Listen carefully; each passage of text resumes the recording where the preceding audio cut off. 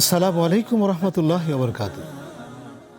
ইন্নাল হামদালিল্লাহ ওয়াসসালাতু ওয়াসসালামু আলা রাসূলিল্লাহ ওয়া আলা আলিহি ওয়া আসহাবিহি ওয়া আহলি বাইতিহি ওয়া মান দাআ বিদাওয়াতিহি ওয়া জাহাদা ফি সাবিলি হাক্কা জিহাদি ইলা ইয়াউমিদ্দিন। ফাউযু বিল্লাহি মিনাশ শাইতানির রাজীম। বিসমিল্লাহির রহমানির রহিম। ক্বালা তাআলা ইন্নাল্লাহা ইয়া'মুরু বিল আদলি ওয়াল ইহসান। সুপ্রিয় দর্শক শ্রোতা, যারা কাছে কিংবা দূরে, শহরে কিংবা গ্রামে, দেশে কিংবা বিদেশে, দুনিয়া জুড়ে যে যেখান থেকে দেখছেন, আপনাদের প্রিয় চ্যানেল দীপ্ত টিভির পর্দায় পলি কেবলস নিবেদিত Subhe Sadiq, powered by beacon pharmaceuticals limited, co sponsor Islami bank Bangladesh PLC. সুপ্রিয় দর্শক শ্রোতা, গোটা অনুষ্ঠান জুড়ে আপনাদের সাথে রয়েছে আমি মুফতি আব্দুল হালিম। প্রতিদিনের মতো আজকেও আমরা কিছু বিষয় নিয়ে, জীবন ঘনিষ্ঠ কিছু বিষয় নিয়ে আমরা আলোচনা করতে চাই।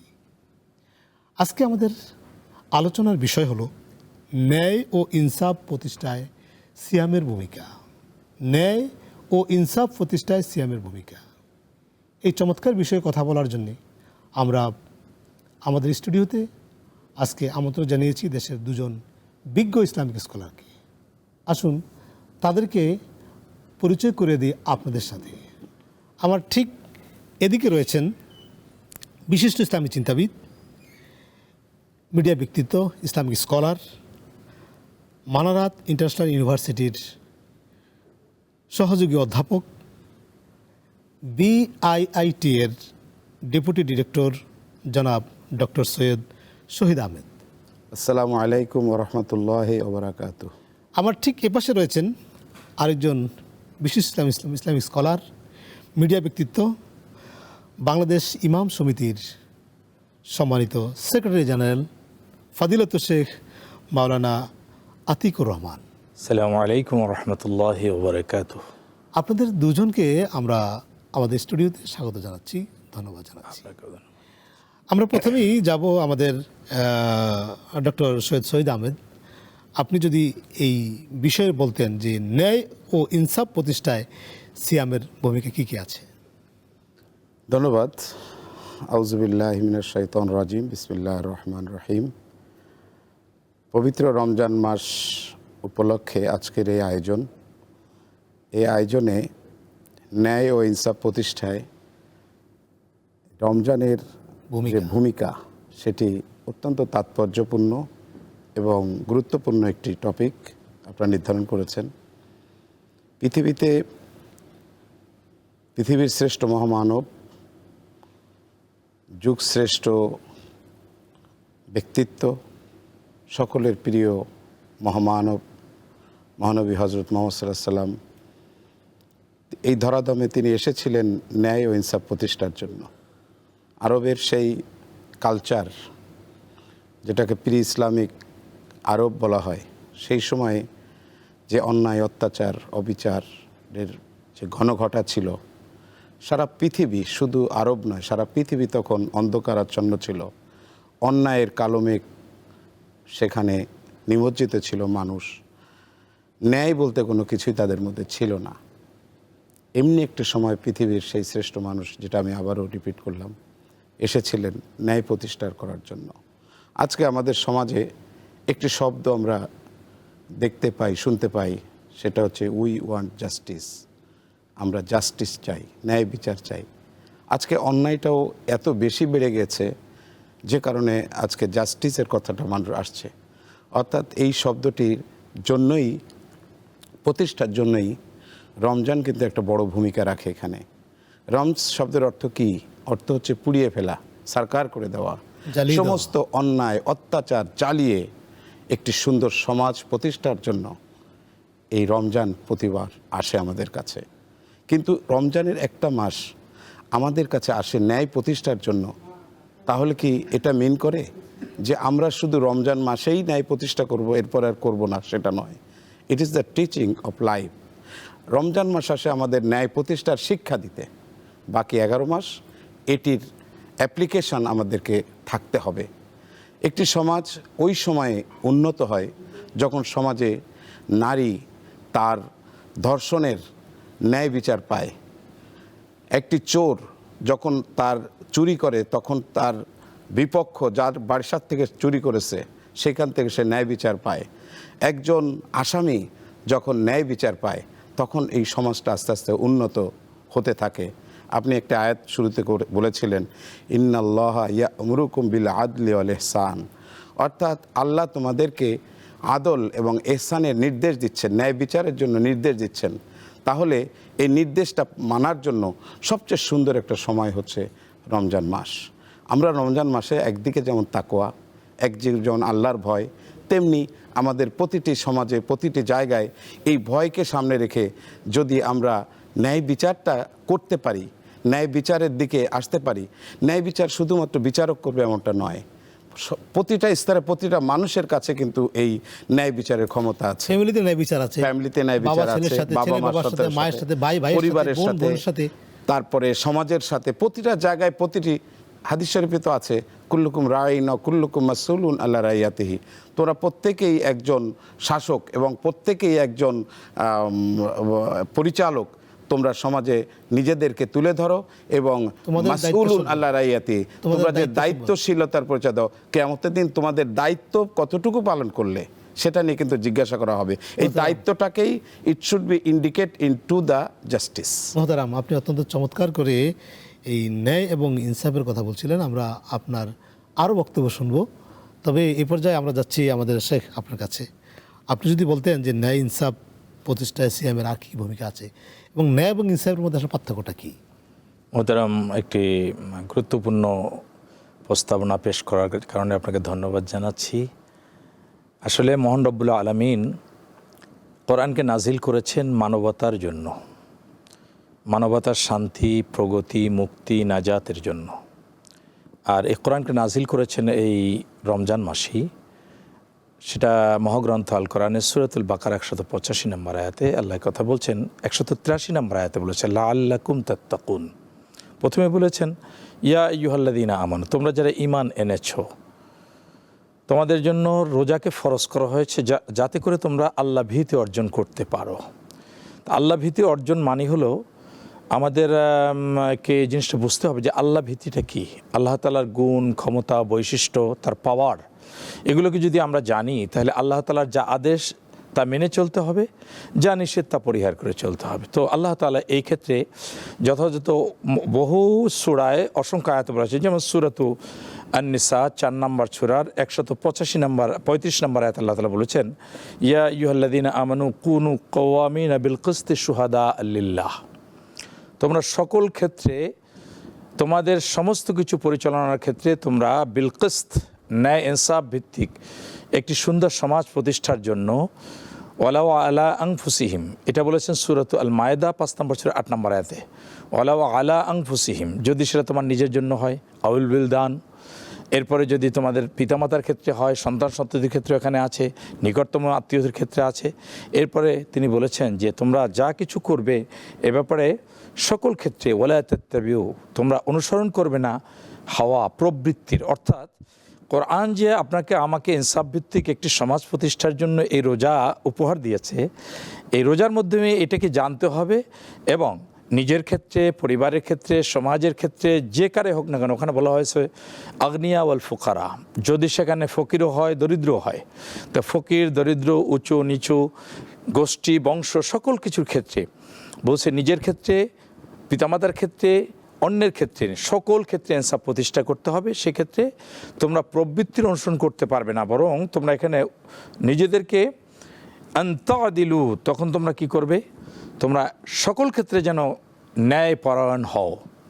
আর যদি এক্ষেত্রে তোমরা, যেমন আমাদের সমাজে জমি বন্টনের ক্ষেত্রে এই শব্দটি ব্যবহৃত হয়, আর ব্যবসা বাণিজ্যের ক্ষেত্রে পরিমাপের ক্ষেত্রে এটা ব্যবহৃত হয়, কিন্তু না, এটা সকল ক্ষেত্রে যে তোমরা ইদিলু হুয়া আকরাবু লিত্তাকওয়া, এই যে তাকওয়াটা সূরা বাকারার 183 নম্বর আয়াতে আছে, ইদিলু, ন্যায়পরায়ণ হলে এটাই হলো তাকওয়ার নিকটবর্তী, মানে জীবনের সকল ক্ষেত্রে হ্যাঁ আপনার আদল প্রতিষ্ঠা। যে আরো একটু হিসাব হলো এরকম যে আমরা রোজা রাখি, রোজা তো আসছে তাকওয়া অর্জনের জন্য। তাকওয়া মানি হলো যে মুত্তাকি হবে সে সমস্ত মা হাজারা, যা কিছু আল্লাহ তাআলা পরিহার করেছেন, আল্লাহ রাসূল পরিহার করেছেন, আল্লাহ তাআলা নির্দেশ দিয়েছে, সেটা থেকে পরিহার করে চলতে হবে। আর মা নাহা আনহু, যা নিষেধ করেছেন সেটা পরিহার করতে হবে।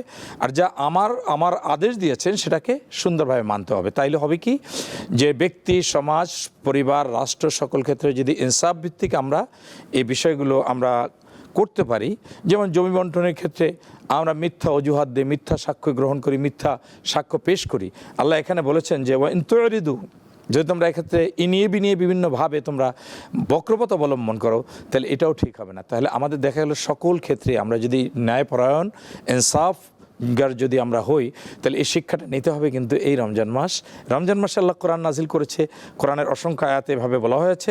তো এক্ষেত্রে আমরা অবশ্যই আল্লাহ সুবহানাহু ওয়া তাআলার নির্দেশনা পালন করলে আমাদের রোজাও সফল হবে, আমাদের জীবনটা সুন্দর হবে। মোহতারাম, আপনি অত্যন্ত চমৎকার করে এই ন্যায় এবং ইনসাফের উপরে কথা বলছিলেন। সে পর্যায়ে আমি আপনার কাছে জানতে চাইব যে আসলে তাকওয়া ছাড়া কি ন্যায় বিচার সম্ভব, বা আপনি যদি এই বিষয়টা আরেকটু বিস্তারিত বলতেন।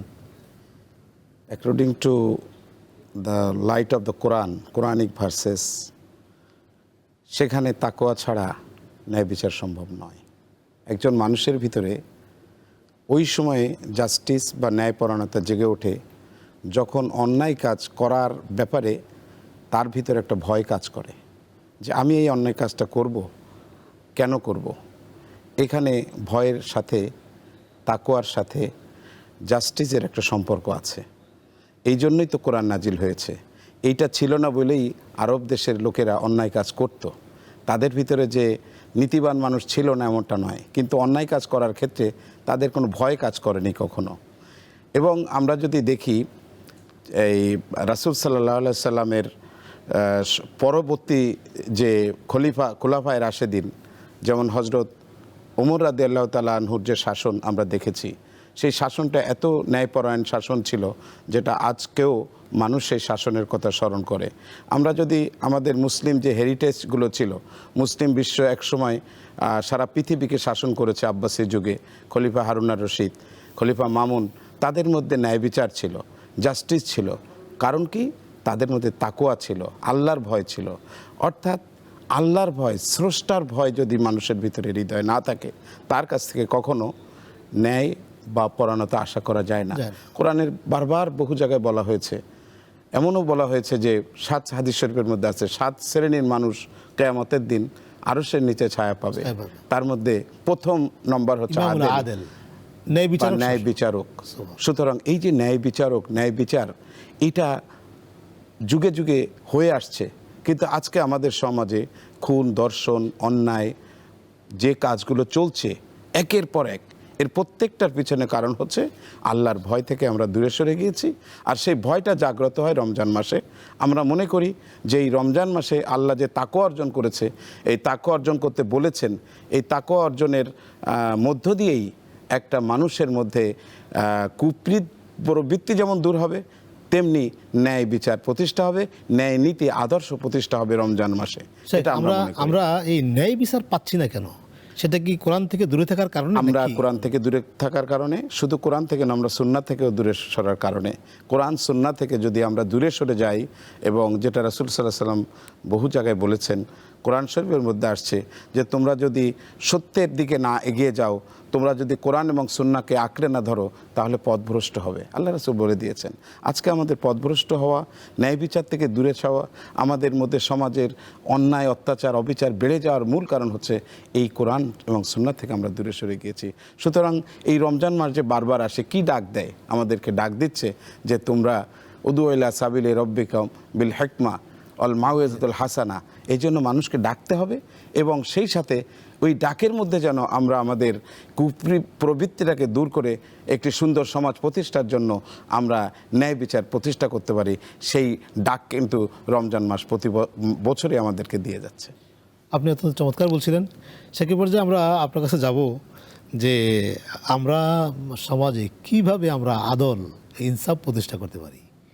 আলহামদুলিল্লাহ, অত্যন্ত সুন্দর একটি প্রশ্ন করেছেন। আল্লাহ সুবহানাহু ওয়া তাআলা দেখেন, মানুষের প্রকৃতি গতি বুঝে কিন্তু সময় উপযোগী কোরআনের সলিউশন দিয়েছেন, the scientific indication in the holy Quran. It is in details explain from our almighty Allah. এটা সবিস্তারে আলোচিত হয়েছে আল্লাহ তাআলার পক্ষ থেকে। তো আমরা এক্ষেত্রে সূরাত আন-নিসা 4 নম্বর সূরার 58 নম্বর আয়াতে দেখতে পাই আল্লাহ তাআলা বলছেন, ইন্নাল্লাহা ইয়া'মুরুকুম আন তুআদ্দুল আমানাতি ইলা আহলিহা ওয়া ইযা হাকামতুম বাইনান নাসি বিল আদলি আন তাহকুমু বিল আদল। এই কথাগুলো কিন্তু নির্দেশ করেছেন। এখানে আল্লাহ তাআলা বলেছেন যে দেখেন, আমাদের এই সমাজে আমরা কিন্তু ভুলে আছি এই বিধানটাকে।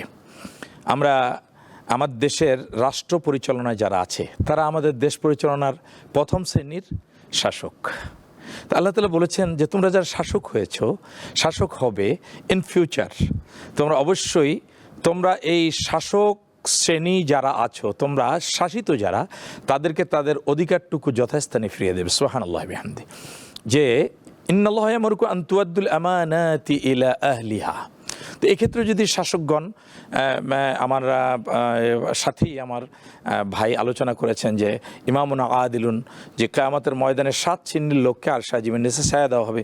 তার মধ্যে প্রথম হলো ন্যায়পরায়ণ শাসক, যে তার রাষ্ট্র পরিচালনার সকল ক্ষেত্রে, বিভাগ পরিচালনায় যে ইনসাফ ভিত্তিক তার পরিচালনায় ভূমিকা রাখতে পারবে, সেই সেখানে ন্যায় এবং ইনসাফ প্রতিষ্ঠার গুরুত্ব কতটুকু, খুবই খুবই খুবই গুরুত্ব। শ্রেণীর লোককে আল্লাহ তার আরশে ছায়া দিবেন, এর মধ্যে তার মধ্যে প্রথম হচ্ছে নম্বরে ন্যায় বিচারক শাসক তিনি যা করবেন। শুধু এটাই নয়, এখানে আল্লাহ তাআলা বলছেন যে ইযা হাকামতুম বাইনান নাস বিল আদলি আন তাহকুম, তোমাদের খেয়াল রাখতে হবে তোমরা বিচার ফয়সালার ক্ষেত্রে তোমার কাছের, দূরের, নিকটের আত্মীয় স্বজন মুখ দেখে বিচার করার কোনো সুযোগ নেই।